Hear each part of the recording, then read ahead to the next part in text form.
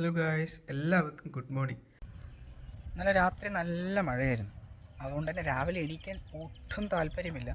പക്ഷെ എന്നാൽ എനിക്ക് ജിമ്മിൽ പോകണം. അതുകൊണ്ട് തന്നെ ഞാൻ എണീറ്റു. അപ്പോഴാണ് ഞാൻ വിചാരിച്ചത് നിങ്ങൾക്ക് ഒരു സൂപ്പർ വ്യൂ കാണിച്ചു തരാമെന്ന്. ഒന്ന് കണ്ടു നോക്കും. മലയിൽ ഫുള്ള് കോടി ഇറങ്ങിയിരിക്കുകയാണ്. അതുപോലെ തന്നെ നല്ലൊരു മഴക്കാറുമുണ്ട്. ഏത് സമയം വേണമെങ്കിലും വീണ്ടും മഴ പെയ്യാം. അപ്പോൾ ഞാൻ ജിമ്മിൽ പോകണം ഗൈസ്. ഇപ്പോഴും മഴയുണ്ട്, ചെറിയ മഴ പെയ്യുന്നുണ്ട്. അതുപോലെ തന്നെ നല്ല തണുപ്പുണ്ട്. ഏതായാലും ഞാൻ ജിമ്മിൽ പോയിട്ട് വന്ന ശേഷം കഴിഞ്ഞെത്തുമ്പോഴേക്കും ബ്രേക്ക്ഫാസ്റ്റ് റെഡി ആയിട്ടുണ്ടായിരുന്നു. അടിപൊളി കപ്പയും ചിക്കൻ കറിയും. ഇന്ന് ലീവായതുകൊണ്ട് തന്നെ ഞങ്ങൾ രണ്ടുപേരും ലേറ്റാണ്. അങ്ങനെ ബ്രേക്ക്ഫാസ്റ്റ് എല്ലാം കഴിഞ്ഞ് ഒരു സൂപ്പർ കുളിയും കഴിഞ്ഞു. ഇന്ന് വെതർ അത്രയ്ക്ക് നല്ലതല്ലാത്തതുകൊണ്ട് പുറത്തു പോകാനുള്ള ഒരു പ്ലാനിങ്ങും ഇല്ല. അതുകൊണ്ട് തന്നെ എന്തെങ്കിലും ഒന്ന് ചെയ്യണം എന്ന് തോന്നിയപ്പോൾ കുറച്ച് നേരം വായിക്കാമെന്ന് വിചാരിച്ചു.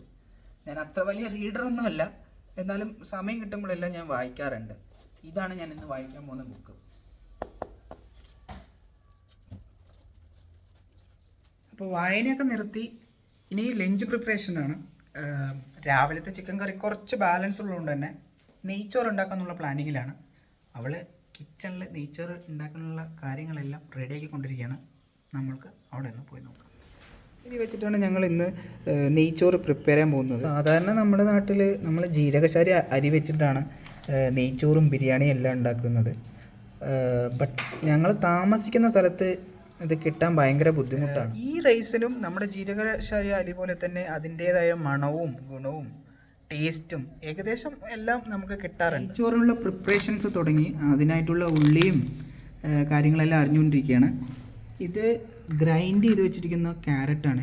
അപ്പോൾ നമ്മൾ നെയ്ച്ചോറെല്ലാം ഉണ്ടാക്കിയ ശേഷം ഗാർണിഷ് ചെയ്യാനുള്ള ക്യാരറ്റാണ്. ഫൈനൽ ഗാർണിഷ് എല്ലാം കഴിഞ്ഞ് നമ്മുടെ നെയ്ച്ചോറ് റെഡി ആയിട്ടുണ്ട്. ഉച്ചയ്ക്ക് ഭക്ഷണമെല്ലാം കഴിഞ്ഞ് നല്ലൊരു ഉറക്കമുറങ്ങി. അത് കഴിഞ്ഞ് എണീറ്റ് വരുമ്പോഴേക്കും നല്ലൊരു കട്ടൻ ചായയും പിന്നെ പഴം കൊണ്ട് എന്തോ ഒരു സാധനം ഉണ്ടാക്കിയിട്ടുണ്ട്. ഇതിൻ്റെ പേരെനിക്ക് എന്താണെന്നറിയില്ല, ബട്ട് കണ്ടിട്ടൊരു ചെറിയ പഴംപൊരിൻ്റെ ലുക്കൊക്കെ ഉണ്ട്. വൈകിട്ട് മഴ എന്ന് പറഞ്ഞപ്പോൾ ഞങ്ങൾ പുറത്തുനിന്ന് ഫുഡ് കഴിക്കാൻ വിചാരിച്ചു. അപ്പോൾ ഒരു പിസ്സ ഷോപ്പിൽ വന്നിട്ടുണ്ട്.